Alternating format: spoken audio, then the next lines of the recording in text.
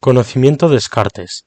La filosofía moderna, siglo XVI al XVIII, viene marcada por el descubrimiento de América en 1492, lo que provocó una crisis epistemológica que hizo que los filósofos buscaran un método infalible para el conocimiento verdadero, de donde surgieron los empiristas como Hume y, en Francia, racionalistas como René Descartes, nacido en La Haye en Touraine en el siglo XVII. Entre sus influencias se encuentran Aristóteles, punto de partida para sus propias ideas, y San Agustín, si valor sum. Descartes defiende el racionalismo para buscar la verdad, rechazando el error. Esta verdad que busca solo se encuentra en las matemáticas y, por tanto, extrapola el método matemático al método cartesiano. Este método consiste en 4 reglas. Evidencia. Se toma como verdadero solo aquello que se muestra de forma clara y evidente. Análisis. Las ideas compuestas se habrán de dividir en ideas simples, que puedan ser intuidas. Síntesis. Proceso inverso al análisis. Consiste en formar una cadena de razonamiento a través de la deducción, yendo de lo simple a lo complejo. Comprobación. Se ha de revisar todo el proceso por si la verdad obtenida se contradijera con las verdades ya existentes. Se trata de un método matemático aplicado a la realidad, por lo que busca una primera evidencia incuestionable. Descartes aplica la duda metódica, considerando falso todo aquello de lo que se pueda dudar, buscando así la certeza. Examinó los principales motivos de duda. Los sentidos pueden engañarnos, así que hay que dudar de ellos. La realidad extramental puede ser falsa, porque ni distinguimos bien entre el sueño y la vigilia. Las matemáticas son dudosas, porque Dios nos ha podido crear para equivocarnos. Y puede que exista un genio malvado que nos engañe siempre, interviniendo en nuestras operaciones mentales. Se da cuenta de que de lo único que no se puede dudar es de que dudamos, llegando así a la única certeza: pienso, luego existo, cogito ergo sum.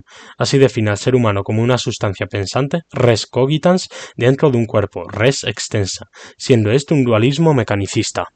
Descartes parte de la cosa pensante, el cogito, para formular una metafísica cierta. El cogito piensa ideas que pueden dividirse en 3 grupos: adventicias, aquellas que parecen provenir del exterior; facticias, aquellas que construye la mente a partir de otras ideas; e innatas, aquellas que la razón tiene en sí misma y no son adventicias ni facticias. Entre las ideas innatas se encuentra la de infinito, identificada por el filósofo con la de Dios. Como no proviene del exterior ni puede ser producida por la mente, deberá ser innata. Dios Descartes. Tras haber llegado al cogito ergo sum, Descartes define al ser humano como una sustancia pensante, res cogitans, dentro de un cuerpo, res extensa, siendo este un dualismo mecanicista. Descartes parte de la cosa pensante, el cogito, para formular una metafísica cierta. El cogito piensa ideas que pueden dividirse en 3 grupos: adventicias, aquellas que parecen provenir del exterior; facticias, aquellas que construye la mente a partir de otras ideas; e innatas, aquellas que la razón tiene en sí misma, y no son adventicias ni facticias. Entre las ideas innatas se encuentra la de infinito, identificada por el filósofo con la de Dios. Como no proviene del exterior ni puede ser producida por la mente, deberá ser innata. A continuación, aplica el principio de causalidad sobre la idea de infinito, pues toda idea tiene una realidad objetiva, y su causa debe tener realidad formal. La idea de infinito, Dios, no puede haber tenido como causa un ser finito, pues no habría proporción entre la causa y el efecto. Por tanto, concluye que Dios existe, pues es la causa necesaria de nuestra idea de infinito y de Dios. Además, el francés propone una variante del argumento ontológico de San Anselmo. El propio concepto de Dios, al implicar perfección, conlleva su existencia, pues si no, sería imperfecto. También defiende que Dios debe existir por la necesidad para el cogito de una primera causa que sea a su vez incausada. El Dios de Descartes es infinito, omnisciente, perfecto y bueno. Tras demostrar su existencia, regresa al método cartesiano, pues Dios es el fundamento de que existe una realidad extramental, ya que Dios es bueno y no nos engaña. Por tanto, la duda sobre la realidad extramental desaparece. Para Descartes existen así 3 sustancias: la res cogitans, la sustancia pensante; Dios, la sustancia infinita; y la realidad extramental, la sustancia extensa, incluyendo el cuerpo, res extensa. Antropología de Descartes. Tras haber llegado al cogito ergo sum, Descartes define al ser humano como una sustancia pensante, res cogitans, dentro de un cuerpo, res extensa, siendo este un dualismo mecanicista. Estas dos sustancias mantienen una lucha permanente, siendo dos sustancias diferentes. La relación se da en la glándula pineal, el lugar donde el alma y el cuerpo interactúan. El ser humano es propiamente la sustancia pensante, el cogito, independiente de la sustancia extensa, que es el cuerpo, que actúa como una máquina y no puede comportarse de forma libre. Sin embargo, el alma, el cogito, que es inmortal, actúa de forma libre y gobierna la máquina. Con el desarrollo de la perfección del alma se consigue la felicidad. Descartes identifica el desarrollo de la perfección del alma con el desarrollo de la libertad, que se consigue con el dominio de los deseos y pasiones que surgen del cuerpo, logrando que el sujeto no se encuentre dominado por la sustancia extensa, sino que gobierna su sustancia pensante, siendo auténticamente libre. Para Descartes, la libertad es la realización por la voluntad de lo que propone el entendimiento como bueno y verdadero.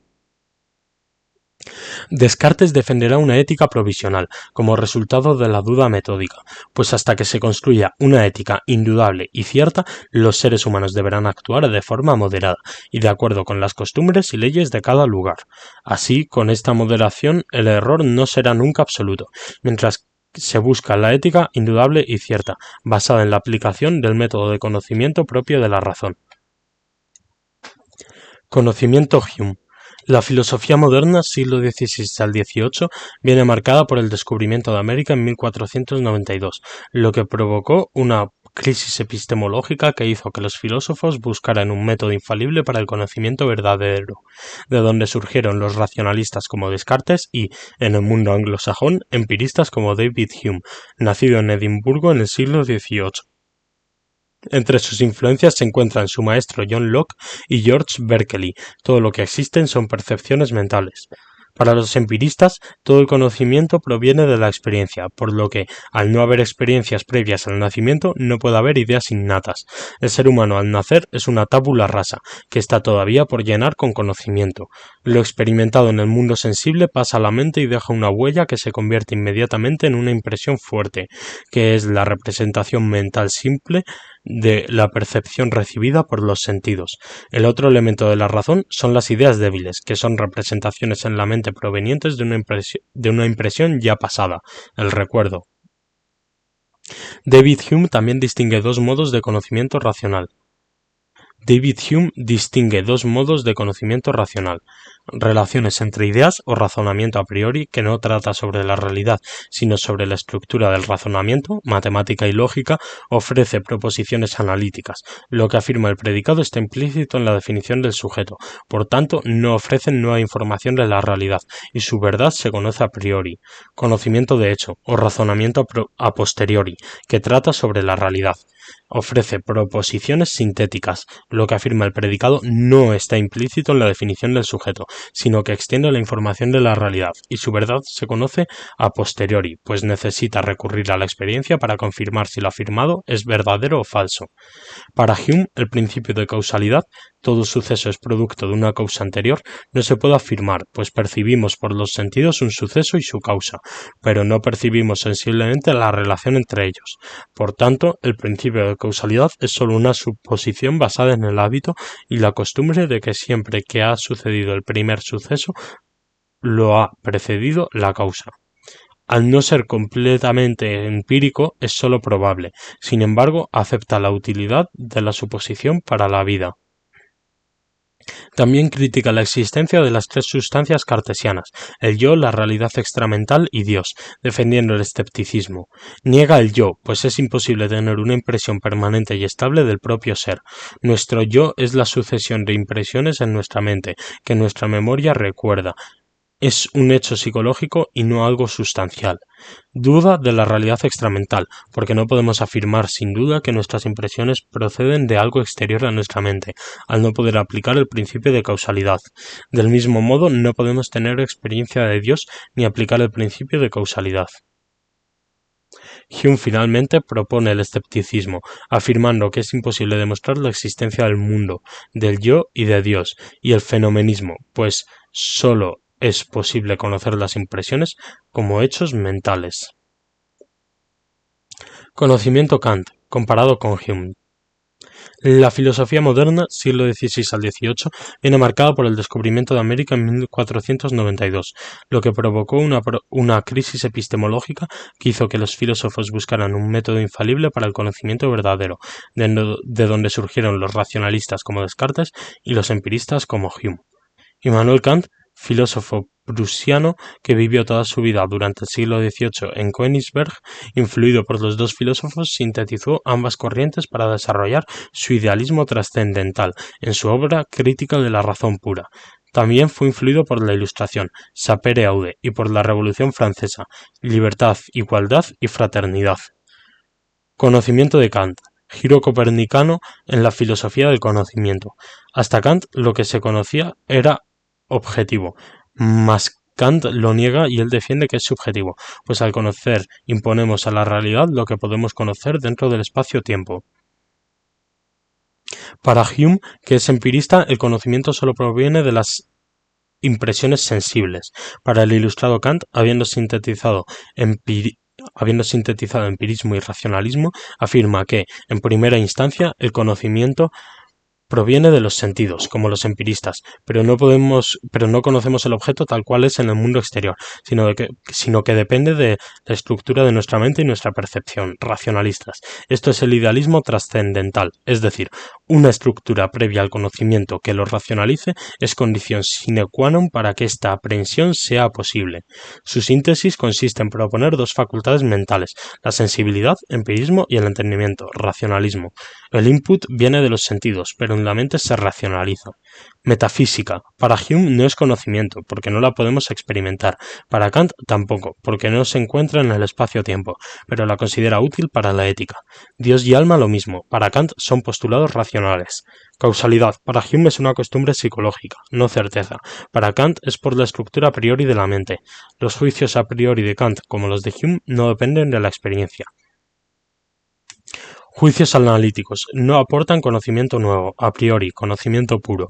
El predicado está contenido en el sujeto, basados en el principio de no contradicción, verdaderos siempre. Juicios sintéticos. Aportan conocimiento nuevo, pueden ser a priori, física, geometría, o a posteriori, basados en la experiencia. El predicado no está implícito en el sujeto, no basados en el principio de no contradicción, sino en otra justificación. Pueden ser verdaderos o falsos. La sensibilidad son las intuiciones puras, el espacio y el tiempo.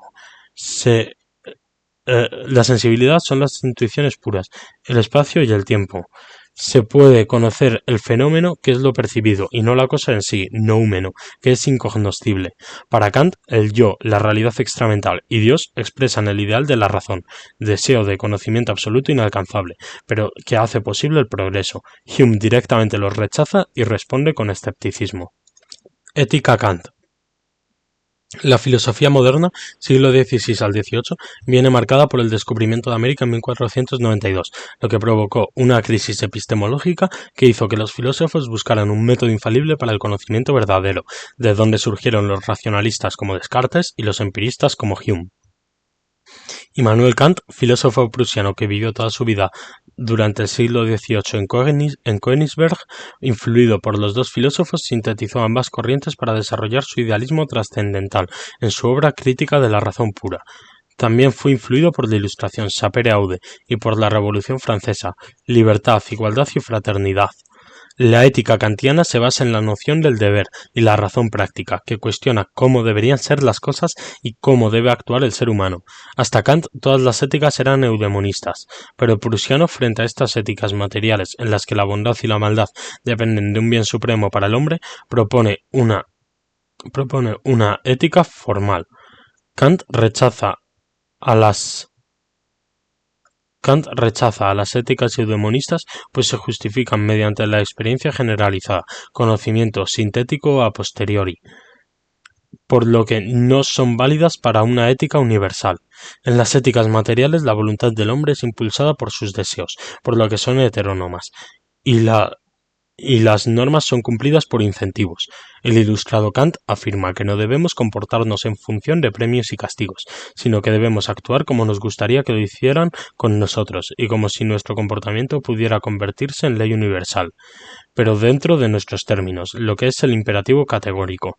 La virtud es cumplir el deber que establece la propia razón respecto a sí misma.